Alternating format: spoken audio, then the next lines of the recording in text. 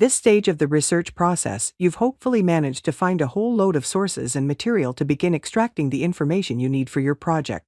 The only problem is, you may have found so much that you feel like you're drowning under all that material. How are you possibly going to read all those books in time? How are you going to get through all this material? How are you going to process all this information that you've found? Well, that's where the skill of academic reading comes in. Academic reading is quite different from reading. Academic reading is a very practical way of dealing with books and materials. So instead of reading through every single piece of the material, you would begin by going straight to the signposts that you'll find in a book. Now, an academic book isn't written in a way that it needs to be read from page 1 to the last page. It's written to allow you to dip in and find the relevant information. So, the obvious signposts, the chapters at the beginning, or the index at the back where you'd look for those key words. If you find a chapter that you think is relevant, you'd skip to that chapter and just read the opening paragraphs, read the concluding paragraphs, and then think, is this relevant? If it is, you might choose to photocopy that chapter so that you can make your own notes on it. Or you might just sit and read through that. The other signposting words can be a little bit more subtle within the actual text themselves. As you're reading through, you'll find that authors use signal words. So those will be things like, they might say something like therefore, which lets you know there's going to be a consequence. Or on the other hand, which alerts you as a reader that you're about to get the counter-argument.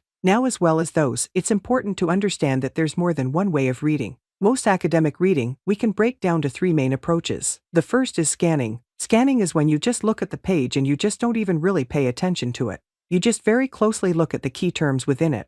You're looking for any statistics, any details, any names or keywords. The second kind is skimming. Now in skim reading, you read the first couple lines of paragraphs and the last couple of lines just to get the general gist of the material. The third kind of academic reading is the more detailed, close reading of the text, sometimes referred to as critical reading. It's very, very important in the research process to understand the difference between these 3 and to know when you use each one.